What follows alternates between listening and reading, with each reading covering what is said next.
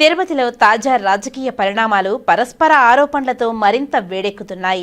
ఈ నేపథ్యంలో టీడీపీ నాయకులు ఆదివారం మీడియా సమావేశంలో మాట్లాడారు. ఆ విశేషాలను ఇప్పుడు చూద్దాం. బినామీ పేర్లతో రిజిస్టర్లు చేసుకొని స్వామివారికి ఏదో మేము త్యాగం చేసి ఎవరు అడిగారు మిమ్మల్ని? వాస్తవాలను బయట పెట్టండి, ఎంక్వైరీ పూర్తి స్థాయిలో జరగని. నువ్వే ఒప్పుకుంటున్నావు నా హయాంలో పట్టుబడ్డాయని. నీ హయాంలో పట్టుబడి ఉంటే వాస్తవాల్ని ఎన్ని సంస్థలు ఉన్నాయి, వాస్తవాలను వెలుగు తీసేదానికి సెంట్రల్ గవర్నమెంట్ కావచ్చు, స్టేట్ గవర్నమెంట్ కావచ్చు, అనేక సంస్థలు ఉన్నాయి.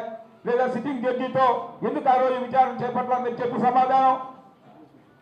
నువ్వు ఇన్ని నీతుల వల్ల ఇచ్చే నువ్వు దేవుని ప్రతిష్టకు మేమే గొప్ప చేశామని గొప్పలు చెప్పుకుంటున్నా నువ్వు ఏ రోజు కూడా కొండకెళ్ళి దేవునికి తలనీలాలు సమర్పించిన రోజు మీరు కానీ మీ కుటుంబాలకు ఉందా?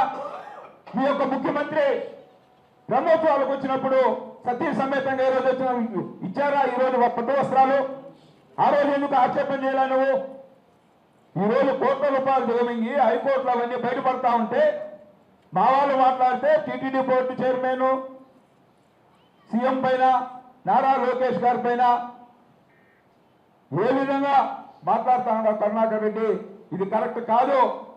పరకామణిలో దొంగతనం జరిగింది, వందల కోట్ల రూపాయలు దోచుకున్నారు.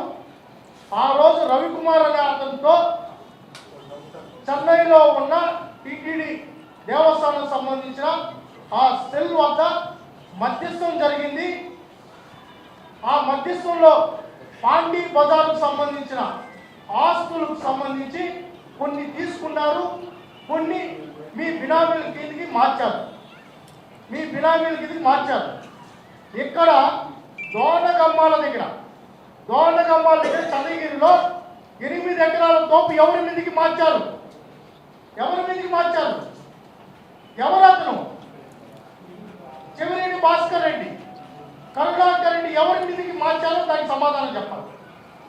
తర్వాత ఇక్కడే మంగళం దగ్గర ఉన్న ఏదైతే మంగళం దగ్గర ఉన్న ఆస్తులు ఎవరి పేరుకి మీదకి మార్చారో అవి కూడా సమాధానం చెప్పాలి. మీరు చెప్తారు కదా రిజిస్ట్రేషన్ చూసుకోవచ్చు, చెక్ చేసుకోవచ్చు కదా, మేము కూడా చూపిస్తున్నాం. ఆయన మొత్తం ఆస్తులు ఇచ్చేశారని అబద్ధాలు మాట్లాడుతున్న కరుణాకర్ రెడ్డి గారు ఆయన ఆస్తుల చిట్టా మొత్తం తెచ్చున్నాం.